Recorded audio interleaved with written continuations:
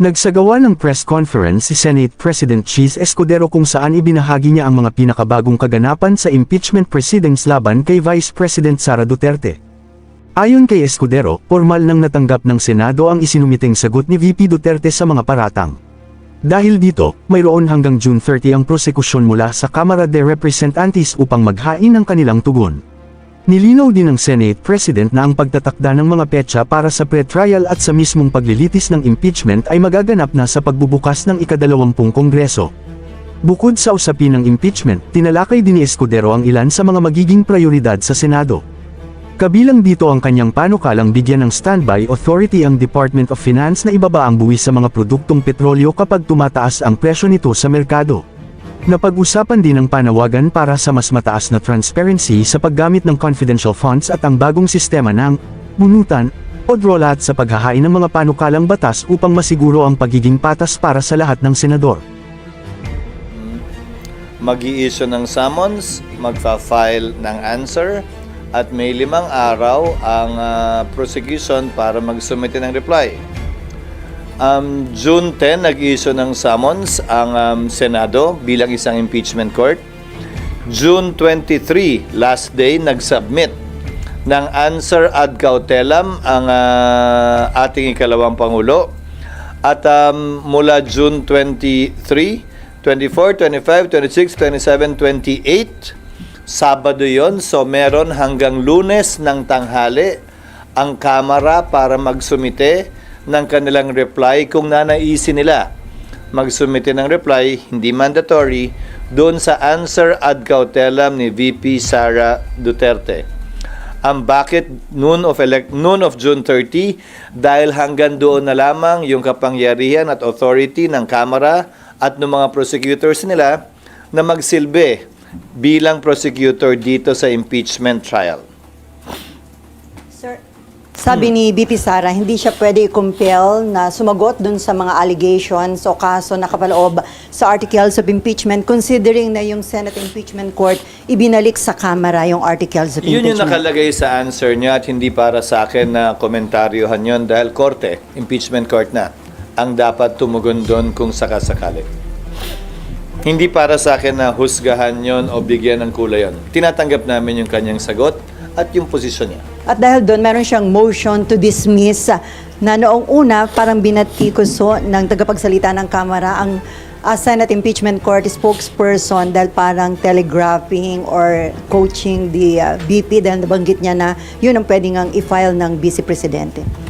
Ulitin ko, hindi para sa akin na komentaryohan ang sagot ng Vice President. Tatanggapin namin yun bilang sagot niya doon sa summons na inisyo ng impeachment court. At hindi para sa aming komentaryohan yun na tama yun o mali yun.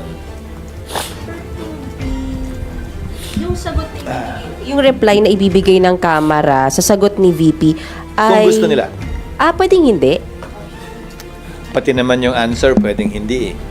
What happens if hindi magbigay? Sa court na lang po sila magpapaliwanag? What happens kung hindi magbigay ng reply? Opo. Wala silang sagot doon sa sinabi ni VP Sara. Pero pwede pa rin po silang magpaliwanag pagdating ng impeachment trial. Hindi na wala yung right nila magpaliwanag or banggain yung sinabi ni VP. Tiyak ko pag-uusapan yon. Kung pag-uusapan yung motion na yon na nakapaloob sa sagot ni VP Sara, then bibigyan ng magkabilang panig ng pagkakataong ilahad yung kanilang argumento. Pero on a normal court, SP, pwedeng kunyari hindi magbigay ng answer pero sa mismong trial na sila magsalita. Pwede, hindi siya deemed or considered waived unless under exceptional circumstances hindi siya papayagan ng korte for being dilatory. Pero sa palagay ko, walang ganun dito. Isa pa, SP. SP yung ginagawa ngayon ng prosecution na halos maya't maya nagpe-press con sila. Ngayon pa lang sinasagot na nila yung sagot ni VP katulad kahapon sa kay Attorney Bukoy. Is that normal? Is that okay? Hindi po ba sila patatahimikin ng impeachment court? Sa ngayon, hindi pa siguro dahil hindi pa naman nagsisimula ang trial. Pag nagsimula na kasi ang trial, dapat lahat ng gusto nilang sabihin doon na mismo sa trial. Pero sa panahong ito, walang prohibisyon. Katulad ng mga tanong nyo sa akin ditong nagdaang araw, pwede ba niyong i-publish yung answer na binigay sa inyo ng Kamara base sa receiving copy nila? Walang prohibition na gawin yun. Ibang usapin kapag may trial na, dahil pwedeng magbigay ng kautusan ng impeachment court na limitahan o pagbawalan ang mga party sa kaso na magsalita. Pero desisyon ng impeachment court yan. Sir, ngayong araw daw, isasubmit na yung certification ng Kamara na dumaan sa tamang proseso yung articles of impeachment. So kapag na-submit yun, babawiin na ba yung decision ng Senate Impeachment Court na i-refer back yung articles of impeachment? Hindi, dahil dalawa yung kautosang binitiwan ng Senado, kung maalala mo. Pero yung second yata, mahirap nilang i-comply hanggat hindi pa nagko-convene ng 20th. Kaya nga hindi pa kompleto yung compliance nila.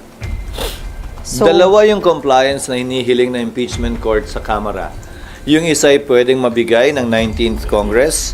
Yan yung patunay na hindi sila lumabag sa one-year ban. Pinapaliwanag na hindi sila lumabag dito. At pangalawa, yung patuloy na kagustuhan na ipursige pa rin yung kaso mula sa 20th Congress. So yung decision na yon to refer back yung articles of impeachment, mananatili yun hanggang 20th Congress? That is the operational meaning of the order issued by the Senate Impeachment Court, yes. Maliwanag naman yun dun sa order. Sir, next week, di ba basically, technically parang 20th Congress na.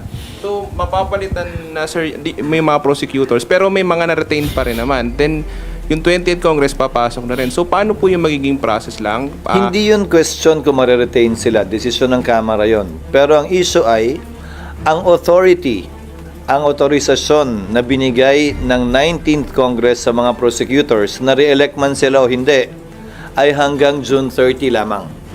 Kailangan bigyan sila ng panibagong otorisasyon ng Kongreso na magsilbi bilang pareho man o magkaibang prosecutors sa ilalim ng 20th Congress. So, sir, kailangan pa ng plenary action pag ganon? Plenary action ang kinakailangan. So, basically, sir, walang prosecutors muna from June 30? Kaya nga, Pebrero pa lang, sinasabi ko na sa inyo, di ba, dun sa mga nagmamadali, hindi pwedeng magpursige ang trial dahil walang prosecutors mula June 30 hanggang July 28. Di ba, noon pa sinasabi na natin yan eh. Hindi naman pwedeng mag-trial na isang panig lang. Sir, so given yun, sabi kasi ni Attorney Bukoy, yung spoke sa House, magre-request po sila after nila mag-file ng reply dun sa answer ni VP Sara, magre-request sila sa impeachment court na mag-set na ng pre-trial date at ng trial date. Pwede ba yun? Hindi. Kasi kahit yung authorization ni Attorney Bukoy ay hanggang June 30 lamang. Mag-expire at maglalapse din yun. Ahente lamang siya, spokesperson lamang siya ng prosecution panel. So yung prosecution panel na mag-a-appear, ano ba siya, spokesperson ba nino? Agent nga lang siya. Agent. Principal agent. So wala na prosecution by June 30? No, spokesperson ba siya ng prosecution? Yes. O de sino yung nagbigay sa kanya ng kapangyarihan? Tapos na yung kapangyarihan ng prosecution team ng June 30 noon. So yung pre-trial at yung trial date sa 20th Congress na po? Sa 20th Congress din, kasi paano mo nga isa-set yon ng walang prosecution? Kung mag-set kami, ulitin ko Pebrero pa lang, sinasabi ko na to sa inyo. Paano ka mag-set ng pre-trial na kailangan may magkabilang panig? Hindi naman pwedeng abogado lang ni VP Sara mag-attend doon. One-sided naman yun. Hindi na pre-trial talaga ang tawag doon. Sir, so dati may ginawa kang calendar lang hanggang October. Oo, pero ang bumulaga sa amin doon, base sa, kaya nga, working calendar yon, di ba? Ang bumulaga sa amin doon, yung authority nga, kasi iba kami, iba ang Senado eh. Ako hanggang 2028 pa. Pero yung prosecutors, yung congressmen, hanggang June 30 lamang. Sir, also sabi po niya ni Bukoy, ni Attorney Bukoy, yung ombudsman daw po, yung investigation nila hindi dapat magtuloy dahil matapos dapat daw po muna yung impeachment trial. Hindi Tama ba? para sa akin na komentaryohan yon. Hayaan na natin ang ombudsman na sumagot sa kanya. At tila yata hiwalay yung away na yon sa iba pang away na gustong pasukan ni Attorney Bukoy. Silang dalawa na lamang yun siguro. SP. Nympha. Sir, Ginagamit kasing defense, based dun sa answer ng Vice President, ginagamit nilang defense yung pag-return ng impeachment court dun sa articles of impeachment.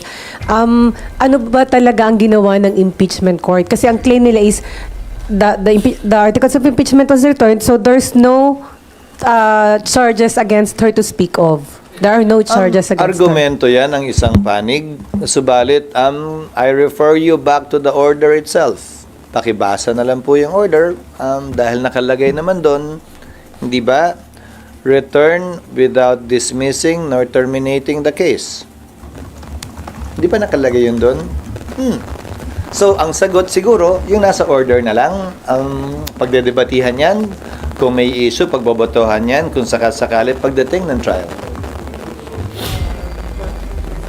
But I cannot, even if I am the Senate President, bilang tagapangulo ng Senado, hindi ko pwedeng dagdagan o bawasan pa yung pinagbotohang order ng Senado. So, yun lang ang masasabi kong sagot dun sa ganung posisyon.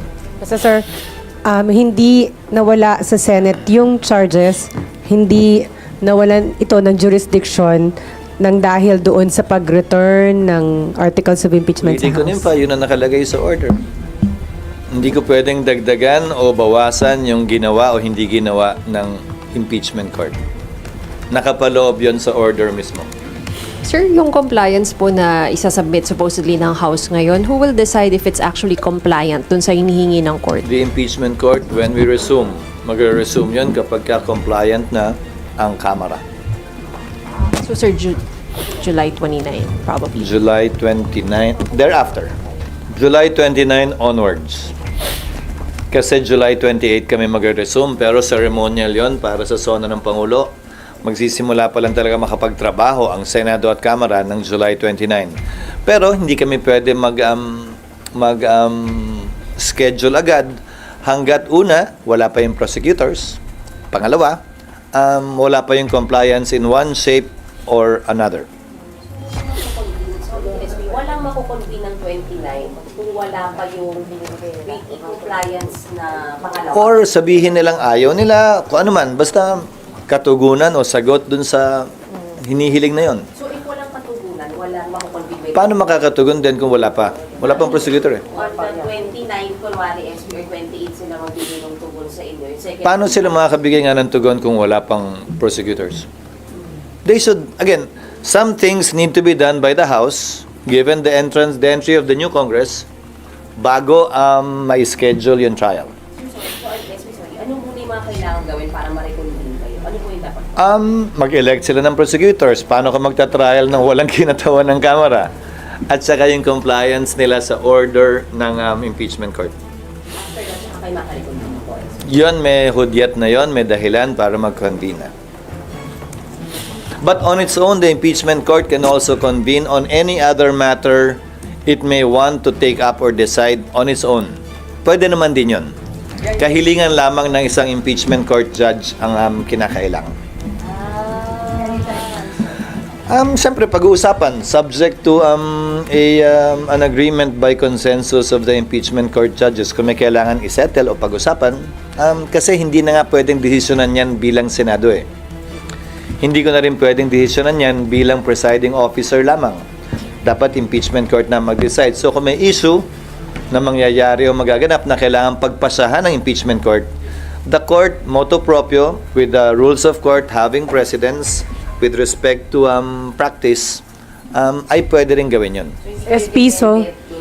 Hindi. Dalawang kanina Not necessarily. So SP, kapag na-comply na to, na-comply na ng 20th Congress, yun, assignment ng prosecutors and all, automatic kayong magko-convene? Kung ako Or- tatanungin, bilang presiding officer, i-convene ko na yun after consulting my fellow impeachment court judges. Hindi Pero basta may prosecutors na rin ha. Hindi, yes sir. Hindi May pwedeng prosecutors na wala nang debate whatsoever kung magta-trial pa ba kayo o hindi or no, that will already be part of trial. May answer na yun. May answer na, may reply na yun. Kung naman ang pag-uusapan man doon, bahagi na ng trial yon. Dahil sumagot na ang VP eh. Kung yun ang gusto niyang patunayan, yung kanyang motion to dismiss muna bago magpresenta ng ebidensya, bahagi na ng trial yun. So hindi kasama sir hindi kasama sa proseso yung titingnan nyo kung tinatanggap ninyo yung answer sa summons, yung answer ng Vice President. Kasi Hindi para sa aming tanggapin o hindi tanggapin yung answer ng Vice President. Sagot niya yon at hindi namin siya pwedeng piliting sumagot ng ganito o ganyan o sa ganitong paraan. Sagot niya yon at tinatanggap namin yun. So there must be a trial talaga. Hindi walang po ang SP yung possible ulit na pagtayo ng senador para ipa-dismiss kagaya ng ginawa nung mag-convene kayo. Yung answer with motion ni Vice President, baka pag-usapan yun. I mean sir, kung sa senador ulit manggaling yung motion to dismiss. Bahagi na ng trial din yun. Kasi may pending motion, kumbaga may pending motion base sa answer, ha? May pending motion si VP Sara. Pwedeng ipagpaliban ng impeachment court yung pagpasa doon, pwedeng pagpasahan din. Trial na nga yun eh. Trial na lahat. Ano bang definition mo ng trial? I mean sir, hindi, sorry. Ang trial ay hindi lamang naman presentasyon ng mga testigo. Ang trial kabilang yung mga pag-debate ng mga motion na gagawin ng magkabilang panig. Sorry, reform ko, SP. So, ibig sabihin, pwedeng pagkukonvene ninyo, pwede pa rin may tumayon para may motion to dismiss na senador and then didesisyonan ninyo. Wala namang bawal ngang motion eh. Yun ang problema ko sa maraming nagsasabi ng kung ano-ano eh. Asan ba yung rule? Asa ba yung provision sa saligang batas o sa rules on impeachment na bawal ang ganito o ganyang klaseng motion? Hindi mo naman pwedeng pigilan At dahil collegial body ang Senado bilang impeachment court, kapag may nag-motion at may nag-object, hindi ba, sa tagal nyo sa Senado, ano bang gagawin? Pagbobotohan. Sir, I'm sorry? Simple majority lang. Yes, always by simple majority. Ang hindi lamang required ng simple majority, 2/3 ang kailangan kapag pagbobotohan na to acquit or convict. but SP, yun pong answer po ni VP, pati po yung magiging answer ng PROSEC. Reply ng PROSEC. Yung reply ng PROSEC, mare-resolve or matatakel po ba siya ng impeachment court kapag ka-trial lang? Or paano po ba yung proseso? Hindi ko maintindihan yung tanong. Matatakel po yun during trial only. Pag nag-resume na yung court, that will not be tackled by the Senate sitting as a Senate. So nawala. It can only be tackled by the impeachment court. Ibig kong sabihin, kailangan ma-open po muna yung trial, yung paglilitis mismo, bago po yun. Bukas na siya, constituted and convened na ang impeachment court. Lahat na magaganap sa impeachment court, bahagi na yun ang tinatawag nating trial kapag nag-appear na yung mga parties. So kung ang pinagdidebatihan man nila ay yung reply, yung answer, o kung ano man, bahagi na ng paglilitis yun. SP isa lang. Nandun pa rin kami dun sa pag-reconvene. Kung wala pang PROSEC sa 29, pero may kailangan kayong pag-usapan, pwede kayo mag-convene. Pwede. Motu proprio. On our own. Yes, Milo.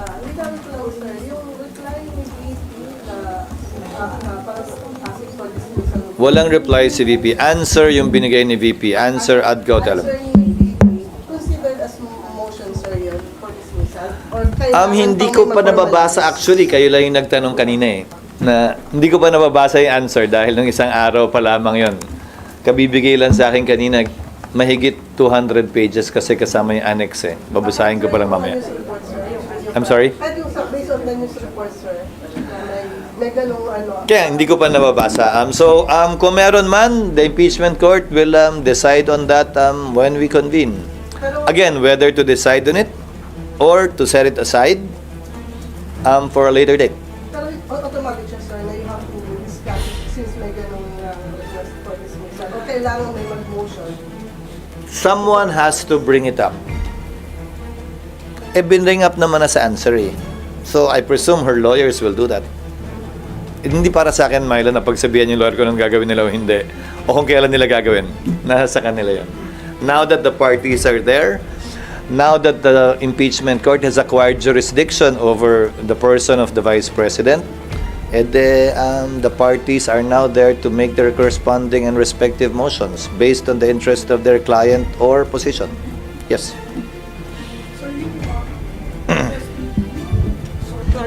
Clarification lang po. Yung answer ad cautelam ni VP asserts that the fourth impeachment complaint should be dismissed. Paano ipaprocess po yun ng impeachment court? So pwedeng pagbotohan na kung dapat bang i-dismiss based on the answer ad cautelam? Posible yon, pero ayokong pangunahan ang impeachment court. Yan din yung parehong ni-raise ng Vice President sa Korte Suprema. Sa pagkakaunawa ko. Base again sa newspaper reports at hindi pa base sa answer mismo. Hindi ko pa kasi nababase. I think it's the same issue raised in the Supreme Court based on the one-year ban, one-year bar rule. So posible po. So kung pagbobotohan po, SP, simple majority lang. It can be dismissed by a simple Ulitin ko, simple majority ang kinakailangan sa lahat ng botohan. 2/3 ang kailangan to convict or acquit. But it begs the question, kung may simple majority ka to dismiss, for example, then imposible ka na maka 2/3. Hindi ba? correct. It's simple math. Hindi, kung manalo nga yung anumang motion is by simple majority. Kung pagbobotohan man yun, clearly, walang 2/3 if ever. Di ba? Math would dictate that outcome.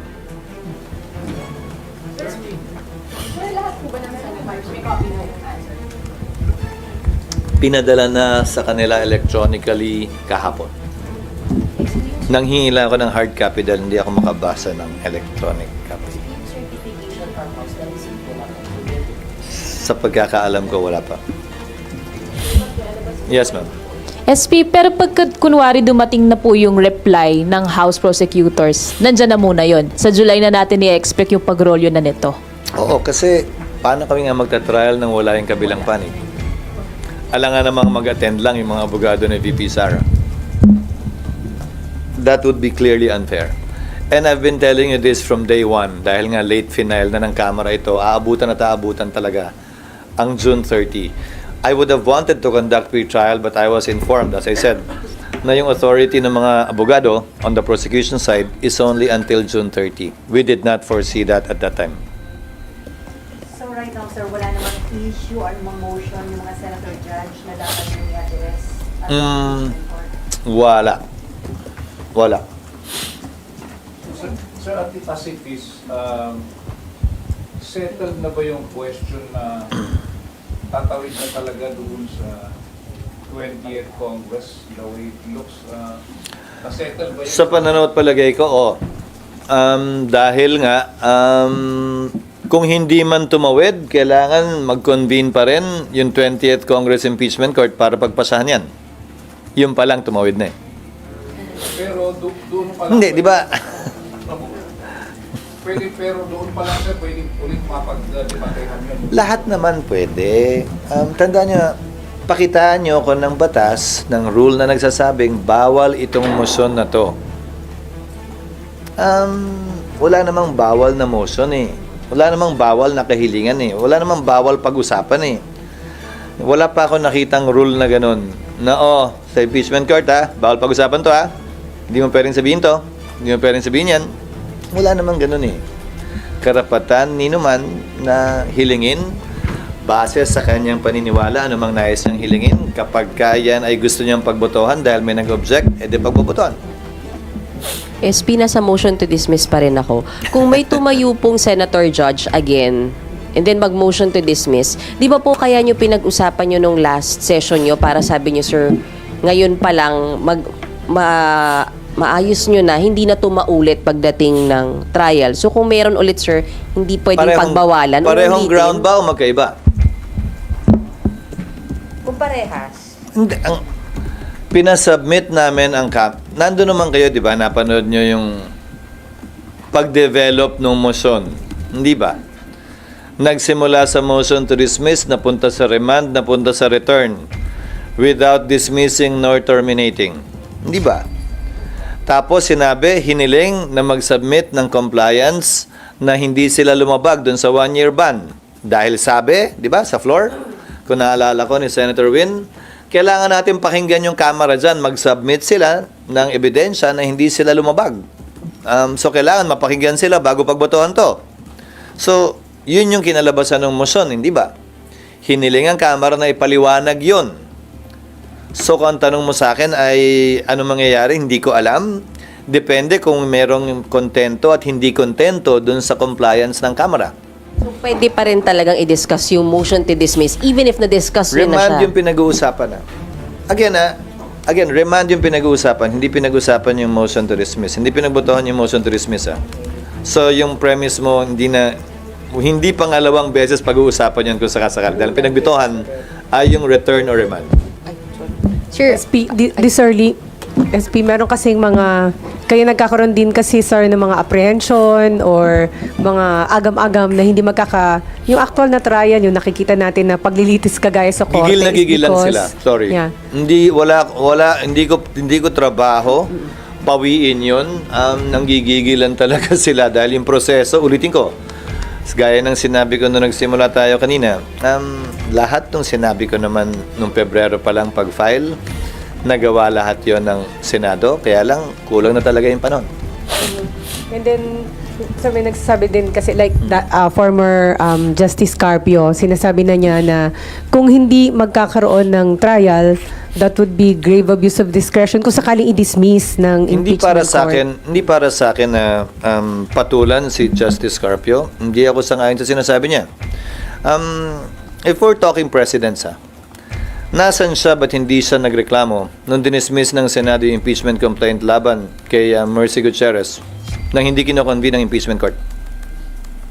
There is that precedent done by the Senate. Hindi ko sinasabing tama yun, pero ginawa na yun ng Senado noon. Nasaan siya nung nagreklamo? Ba't hindi siya nagreklamo noon? Tulad ng kasing sigasig ng pagrereklamo niya ngayon. Ano? Baka sitting justice or judge pa siya at that time. Hindi lang siya, pati yung iba siguro. O bakit tila hindi nila maalala yun, papuntong yun? Dinismiss din ng impeachment court yung kaso nung nag-walk out yung prosecutors kay ERAP at ayaw nang bumalik.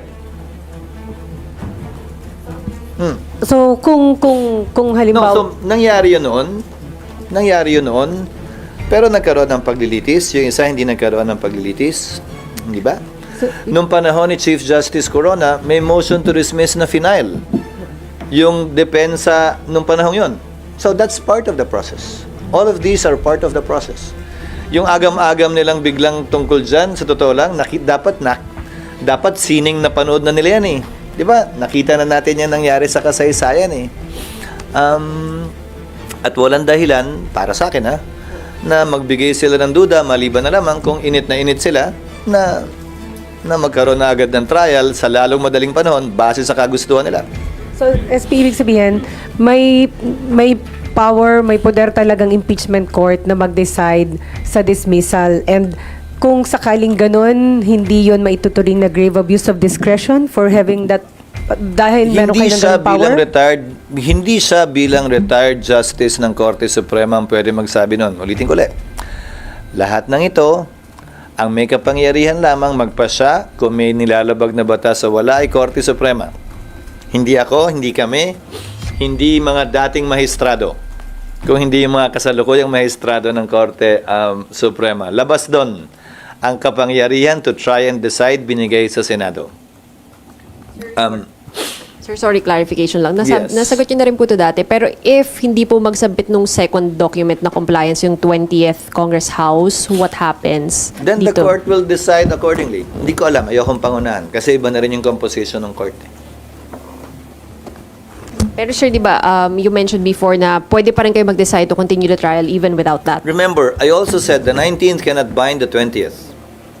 The 20th Congress, the 20th Impeachment Court, the 20th Congress Impeachment Court, the 20th Congress House can reverse whatever decision was made by the previous Senate, by the previous Impeachment Court, by the previous Congress.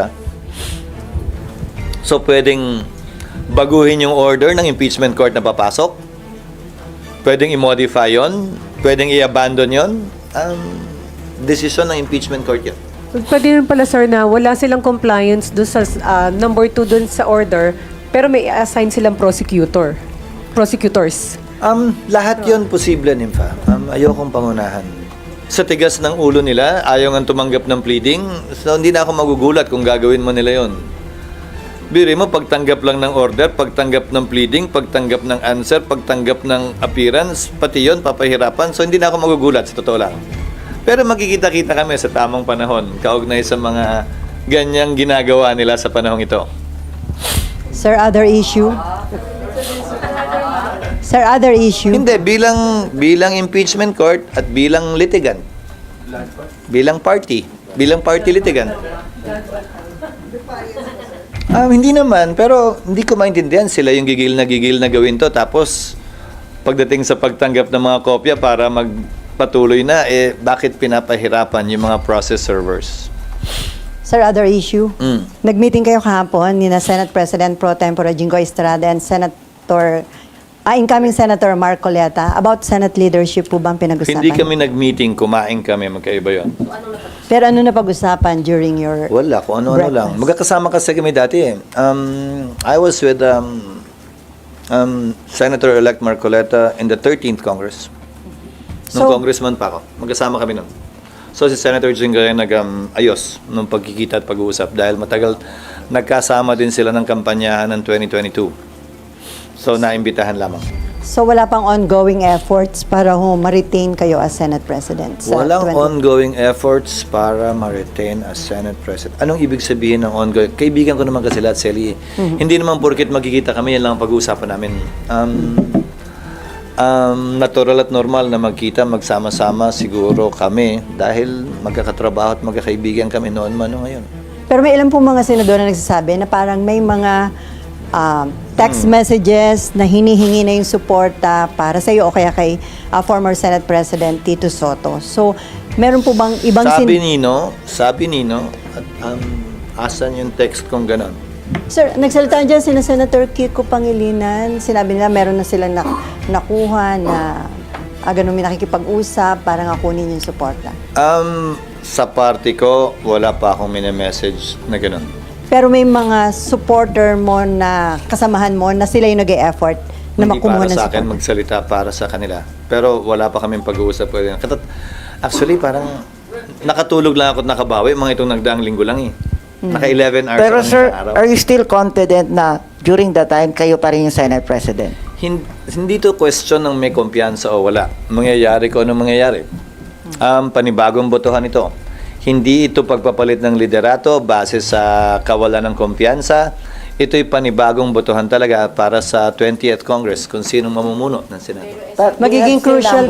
SP, patuloy po yung pag-ipag-usap niyo sa mga senators. Kasi sabi ni Senator Erwin, tinawagan niyo rin daw po siya. Matagal na yun bago pa, nung nanalo siya. Siyempre, kinongratulate ko siya nung nanalo siya. But that was the last time I talked to him, I think. During the recess. Tuloy pa yung panliligaw. Hindi ko matatawag na panliligaw eh. Pakikitungo. Normal na pakikitungo. Dahil ngayon, dahil ang term ko ay hindi naman nagtapos ng June 30, so yung mga pangailangan nila dito sa Senado mismo, sila yung mga bagong halal, sila Senators Soto, Lacson, Marcoleta, Villar, Camille, Erwin, kaugnay sa mga briefings at sa mga opisina, tinutulungan namin silang maasikaso. Sir, magiging crucial ba o malaking factor sa Senate leadership yung distribution ng committee chairmanship? Palagi naman, pero sobra naman yung committee dun sa tao. I think we have 41 committees and we only have 24 senators. Marami na ho nagpapaabot sa inyo ng mga incumbent at newly elected senators na mga gusto nilang committee chairmanship. Wala, hindi marami. Meron na. Kasi marami din naman incumbent eh. Pero dun sa mga incoming, sir? Wala pa. Hindi pa namin napag-uusapan ng definite. Ano? Ano mang numero meron ngayon? Sino man?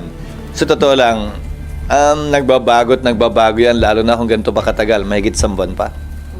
But you want to still be the Senate President for the 20th? I will not shirk from that responsibility, let's put it that way. Hindi ko tatalikuran yung responsibilidad at pagkakataon na yon. Pero magiging open ka, sir, sa term sharing? Hindi ko alam kung saan galing yun, kaya hindi ko komentaryohan yan. Sir, pero Hindi galing sa akin yan. pwede maging option yun, sir? Hindi na pag-uusapan. Saan ba galing yan? Hindi, may mga previous kasi di ba na nangyari, sir? Bigla naalala niyo yung mga president dyan sa impeachment? Hindi. Ganon. Ay, sir, other issue. Okay, other topics. Sir, Sir, yung... Sir, yes. other topic din ako. Other topic ka na? Apo. Okay. Ay, Kuya Raymond. Di yung usap-usapan kasi yung supposedly nag-release ng 150 billion daw na pork barrel para sa mga senators. May listahan sila doon na number 1 is Bulacan, 12B, 9B ang Sorsogon, and kaya dalawa yung pangalan nyo na nababanggit na gaano ba ito katotoo? Saan nanggagaling kung itong mga ganitong klase? Sa pagkakaalam ko, FLR ang malaking bahagi ng budget at hindi pa nare-release. Hindi ko pa nalalaman kung anong porsyento, anong lugar yung na-release at hindi. Pero sa pagkakaalam ko, dahil sa pag-review ng Pangulo, kung maalala mo, in FLR karamihan ng mga releases. So ng buong gobyerno, ng buong gobyerno. Hindi ko alam kung dahil sa eleksyon, hindi ko na rin natutukan. Pero may ganun nga listahan na... May ano? May ganun talaga na list na up to 150 billion for senators. Hindi ko rin alam. Hindi ko rin alam kung saan nakuha yung total na yon. May mga proposed amendments ang mga senador at ang mga mambabatas sa Kamara man o sa Senado na dumaan sa proseso ng amendments. Kung saan mang lugar yon, nakalagay naman sa budget lahat yun. Sir, other topic. Ngayon, kung na-release o hindi, DBM siguro mga kasagot nun. Hindi ko alam. Hindi ako updated. Kasi, hindi automatically released eh. Hindi ka mukha ng dati. Ngayon, kailangan ng sarap. Sir, other topic. Yes. Meron ding mga panawagan to suspend yung mga oil taxes. Tapos pero sabi ng DOE, only Congress can do that. Wala po ba? Pabor ako dyan noong paman. In fact, yung original version ng train law na i-final, ang pinanukala ko ay bigyan ng standby authority and Department of Finance na babaan yung value-added tax na pinapataw sa petroleum products. Bakit? 12% ang VAT. Pag tumaas yung presyo ng langis, halimbawa, mula $40 patungong $100, edi magkakaroon ng malaking kita dahil percentage tax yung VAT ang gobyerno. Hindi ba mali yun? Babalikatin, papasanin ng sambayanan yung malaking kita ng gobyerno, samantalang wala naman yun sa pinroject nilang kita para sa taong yun. Kung hindi ako nagkakamali, ang projected na presyo ng crude oil ay nasa $40 to $60 for 2025. Pag pumalo yan ng 80-100 dahil sa kaguluhan sa Middle East, edi may malaking porsyentong makukuha ang gobyerno, hindi naman niya tatama yon. So, babalik, mumungkahin namin muli yung standby authority na yan sa pagpapasok ng Kongreso. Yung adjustment ng excise tax, which is a fixed amount, binigyan namin sila ng standby authority pero for 2 years lang. Tapos na yon. Nag-lapse na yun ng 2020. So, kailangan ng panukalang batas nga para magawa yun. Hindi, yung train law. Yung train law. pero sir, may panawagan din na i-abolish na yung oil deregulation law. Considering yung situation ngayon na tumataas ang presyo na langis dahil sa Israel conflict. Kada tumataas naman ang presyo, ang panawagan ay i-abolish yan, pero pag bumababa yung presyo at sa mahabang panahon naman mababa, nakakalimutan din naman. So siguro ang kailangan natin gawin ay maglagay ng mga mekanismo, makinarya tulad ng standby authority na binanggit ko, na makaka-adjust tayo kapag may mga panahon tulad nito na tumataas yung presyo ng langis. Sir, patanong lang po ito ng COMELEC reporter namin. Hingi lang po ng reaction dun sa BARM Parliament Government Courtesy Resignation dun sa mga ministers and agency heads. Tsaka tingin nyo po ba makaka-apekto raw ito dun sa upcoming parliamentary elections sa October? Hindi pa naman. Malayo pa naman yung Oktubre. Tingin ko ginawa ito base sa nabasa ko dahil sa mga reklamo at hindi kontento si Sammy, yung kasalukuyang Chief Minister, sa performance ng kanyang mga gabinete. Kung maalala mo, nagpalit ng chief minister pero hindi naman pinalitan yung mga gabinete niya. So marahil oportunidad to para talagang mapatakbo niya ayon sa ninanais niya yung BARM. Sir, sa June 30, pwede na mag-file ng mga pet bills and resolution yung mga senators. Paano po yung magiging sistema? Di ba dati nag-uunahan para yung kanilang bilang number 1 sa listahan? Ginawa namin drawing of lots. Drawing of lots ang ginawa namin. Pagbabalik yan sa nagdaang practice ng Senado na para patas, parehas. Kasi ang inabutan ko, may priority ang Senate President, tapos yung senior. Ang problema mo, primus inter pares, o pareho lang naman ako dun sa iba. So para sa akin, drawing of lots na lang, hindi ako dapat mabigyan ng prioridad. Pangalawa, pagdating naman dun sa mga senior, sa dami ng beses bumabalik yung mga dating naging senador, kailan pa magiging senior yung mga bago. So, sinubukan naming pantayin yung pagkakataon na makapag-file ng bill. So, first 10, raffle. Second 10, raffle. Tapos yung subsequent ones, first come, first serve na. So, hindi na mangyayari yung nagpupuyat sila, sir, dito para mauna. Hindi na. Yung unahan lang. Lamangan, unahan, hindi na. Ulitin ko, dati kasi nga, Senate President, ang rule na inabutan ko last Congress, Senate President ang may first crack to submit 10 or 20 bills, followed by yung pinaka-senior na kinocompute base sa bilang ng term na napagsilbihan na. Mulat-mula. So, ang mangyayari nga nun, yung mga bago, kahit na re-elect, parang hindi na sila, never sila makakaabot doon. Hindi ba? On your part, sir, ano yung mga bill na una nyo ipa-file? Fina-finalize pa lamang namin, pero dahil dito sa nangyayaring kaguluhan sa Middle East, isa na sa ipa-file namin tiyak yung standby authority na nais naming ibigay sa DOF o sa presidente man na babaan yung value-added tax o i-fix yung excise tax. Ang pagdedebatihan na lamang ay yung threshold amount. Anong magti-trigger ng kapangyarihang yon ng presidente? $80 per barrel ba? O ilang porsyento mula dun sa projected range ng presyo ng crude oil ang dapat natin pagbasihan? At ang pagbabasihan ba natin ay Dubai crude pa rin? O ang pagbabasihan natin ay yung MOPS of Singapore o yung Means of Platts of Singapore? Para sa akin, mas accurate yung MOPS. Pero sir, matagal pa yung proseso na yan kasi i-amend nyo pa yung batas. Hindi ba pwede yung executive branch isuspend temporarily habang ganyan na situation? Hindi walang ganong kapangyarihan ng presidente na suspendihin ang mga batas na ayaw niyang ipatupad. Walang kapangyarihan ng Pangulo magsuspende ng buwis. Ang pwede sigurong gawin o mangyari para sa akin ay pag-aralan habang recess ang Kongreso. Kung may mga tariff o duties pa na binabayaran, pwedeng tanggalin muna yon para hindi gaanong tumaas ang presyo sa panahong ito. Habang recess kasi ang Kongreso, may kapangyarihan ng Presidente, i-adjust ang tariff rates. Kung meron pa, hindi ko kasi kabisado kung meron pa, kung may mga duties pa ang produktong petrolyo. Considering yung situation, ipa-prioritize nyo po yan, yung bill na yon, yung standby?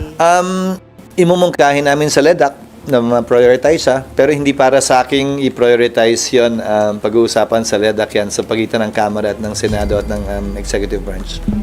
SP, tama ba? Yung ang Senate President, House Speaker, copy furnished kayo ng reports tungkol sa confidential funds?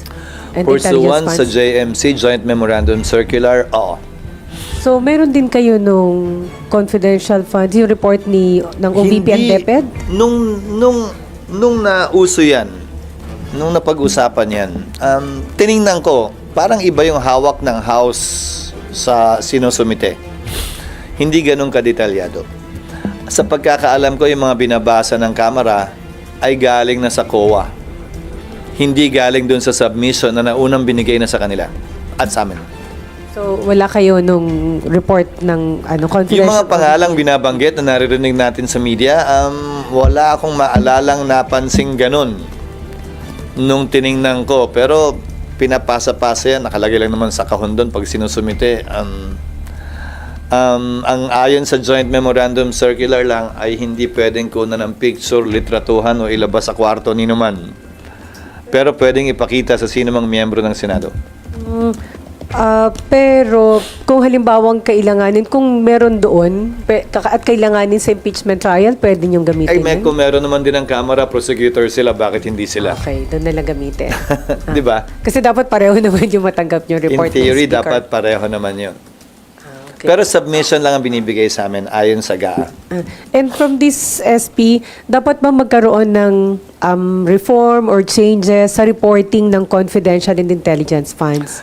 That is a subject matter of the Joint Memorandum Circular and the special provisions of the General Appropriations Act. Kung may mga panukalang pagbabago, yung dalawa ang babaguhin. Yung JMC sa pagitan ng DBM at ng mga ahensyang merong confidential funds at intelligence funds. At pangalawa, yung special provisions na nakalagay sa GAA. Pwedeng dagdagan o bawasan yon sa kada taong pinapasa yung GAA. Nakikita ba kayong necessity to review and make some changes doon?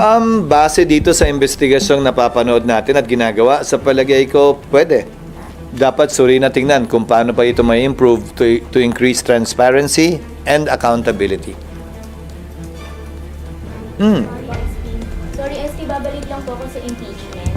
Palatag lang po sana ng proseso para mas malinaw after po ma-receive yung answer at kautelang ng VP and yung reply ng process. Ano po yung next? Ano yung next doon? E di magko-convene na ang 20th Congress. Kailangan pumili ng prosecutors ang Kamara. Magsumite ng compliance base dun sa order ng impeachment court.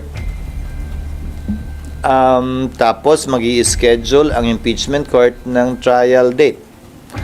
Kung may humiling base sa pag-uusap ng mga impeachment court judges na may bagay na motopropyong pagpapasahan o kailangan pagpasahan ng impeachment court, pwedeng mag-convene nang hindi kinakailangan tawagin pa yung magkabilang partido, motopropyo nga, on its own. Parang yung mga pagpapasyang ginawa ng impeachment court, that was decided by the court motopropyo, on its own, without calling either of the parties. Yun. Hanggang doon lang ang pwede kong sabihin dahil depende na nga yun sa magiging aksyon ng mga partido. Sir, saan papasok dun yung possible silang mag-vote na agad by simple majority dun sa answer, dun sa motion ni VP Sara? Saan po doon sa process? Pag nag-convene na yung impeachment court na nandun yung magkabilang partido. So, hindi pwede yun sa motopropyo, sir? Alin? Hindi po pwede sa motopropyo yun, sir. Kailangan Alin? na dyan sila. Hindi para sa akin kasing sabihin walang batas, walang listahan ng pwede at hindi pwede sa motopropyo. So ulitin ko, pag-uusapan, pagdedebatihan at kung kinakailangan, pagbabotohan yan ng mga miyembro ng impeachment court. Hindi para sa akin na i-dicta yun. So, yung naman-convene at nandun yung dalawang panig, trial na po yung outcome. Oo. So, sa trial lang po pwedeng mag-vote ng dun sa motion ni VP Sara. Oo, dahil motion niya yun. Motion niya yun eh. Ang tanong, ihirit ba niya yun o hindi? Hindi ko alam at ayoko magsalita para sa kanila at ayoko pangunahan sila. So, di ba parang nakalagay doon, ang voting lang is to convict or convict or not guilty or conviction lang. Parang gano'n. Hindi. Hindi ba gano'n? The Senate is the impeachment court is a collegial body, just like the Supreme Court or the Court of Appeals or the Sandigan Bayan. They decide everything by a vote. Di ba, Sandigan Bayan is divided into Sandigan Bayan, Court of Appeals, Court of Tax Appeals, and even the Supreme Court is divided into divisions. Tapos may en banc. Lahat yon pinagpapasahan as a collegial body by a vote. So mananalo at matatalo ka sa kaso, maiiso, hindi maiiso ang ilang mga order, base sa botohan ng mga mahistrado. Minsan by consensus lang, kasi wala namang nag-object. So may maghihiling, wala nag-object, so wala nang botohan. Possible talaga, sir, yung dismissal without yung going through yung... Nandun ba talaga kayo, no? Lahat naman nga kasi talaga posible. Ulitin ko pero pwede rin namang, babalik ta rin ko, pwede rin may mag-motion, lika na, wag na tayo mag-trial, convict na natin ngayon na. They can also move that. I cannot prevent that from happening. But I will not vote for that. But, di ba, so, Lahat ng mga motion na yun, pwede naman. Huwag lang kayo mag-focus sa motion to dismiss. Kasi pwede rin motion to convict. Lagi na. Huwag natin pakinggan. Obvious naman eh. Ganon. Now, there is no rule that prevents a member or a lawyer, a party litigant from doing that. Paano pag sinabi ng prosecutor yan? Obvious naman eh. Nakita nyo na sa TV, di ba? Article 2, Article 3. Wala nang presentahan na ebidensya. Butuhan na tayo agad. They can make that motion. But I will disagree with that motion. So all of these motions are possible. It cuts both ways. So yung motion to dismiss, sir, pwede nga siyang pagbotohan kahit walang process. Basa-basa. Ano na? Pwede siyang ano? Pwede yung pagbotohan, kunwari nag-motopropyo kayong nag-convene. Tapos may mag- Alin yun? Anong motion to there is no motion to dismiss pending before the Senate. Impeachment court. What was voted upon by the impeachment court was a motion to return. Yung answer sa answer. The party has to bring it up. Oh, so kailangan nandiyan yun. The party claiming it has, ikaw na nga mismo nagsabi. Panayang bato nyo kasi sa impeachment court nung dismissal, nasa sagot naman ni VP Sara yon. Ngayon, kung sasabihin yun ng abogado o hindi, nasa sa kanya yun. Wala naman para sa akin na sabihin, magbibigay ako ng hint, shh, pag nag-trial, ganon, wala naman ganon. It's up to them. It's not up for me to decide on that, nor to cajole them into doing it or not doing it. mga criticism, Yung pag-return ng articles of impeachment, practically you aided or you gave the Vice President ng dahilan o ng basis para sa paghingi ng dismissal. Tinulungan siya sa kanya defensive. Yung tinanong namin dati ng pending sa Korte Suprema. So, final niya na yun dati pa. Yung motion ni Senator Bato na inamyendahan ni Senator Cayetano, yung isang yun, dati nang binring up na ikalawang Pangulo yun sa kanyang petition sa Korte Suprema. So, anong tip doon? Siya yung nag-isip nun at siya yung nag-bring up nun. Di ba? SP? Yes, ma'am. Tanong lang, yung since may electronic copy na po sila ng answers, yung senator judges, may nasasabi na po ba sila or bawal po sila magsalita after mag-review? Hindi naman bawal magsalita kasi may pangalawang proseso pa yan eh. Pagdating ng June 30, noon time, bibigyan naman namin ng kopya din yung mga bagong halal na senator judges. Bagaman hindi pa sila nakakasumpa, bilang miyembro ng impeachment court, bibigyan namin sila ng kopya din pagdating ng June 30. Sa ngayon po, basta may nagsasabi na sila? May nare-raise na sila or wala pa? Wala. Walang, ewan ko kung sinong kausap nila o sa kaibigan nila. Sa akin, wala. SP, ibalikan ko lang yung lumalaking tension sa Israel-Iran conflict. Kasi nakasawsaw na yung US and then Iran is seeking help from Russia. What's your call? Lalo na't baka mas lalong lumaking epekto nito sa ating Pilipinas. Walang kagustuhan nating lahat, manaig ang kapayapaan at tumigil na ang putukan at gera sa pagitan ng Israel at Iran. Pero mas higit na kagustuhan at panalangin dapat natin, huwag na lumagana pa ito. Dahil lahat ng nangyaring digmaang pandaigdig nagsimula sa labanan sa pagitan ng dalawa o tatlong bansa lamang. So sana, hindi na ito lumawig pa at sana magamit ang mekanismo ng United Nations para manumbalik ang pag-uusap sa pagitan ng magkabilang panig at magkaroon na ng tigil putukan sa pagitan ng Israel at ng Iran. Last na lang, SP. Yes. Last na lang, sorry. 1 month na lang, Sona, na what's your expectation and hopes na sana mabanggit ni Pangulo sa kanyang Sona po? Thank you. Pag sinabi ko kasi yan, edi sasabihin ko uli yan pagdating na.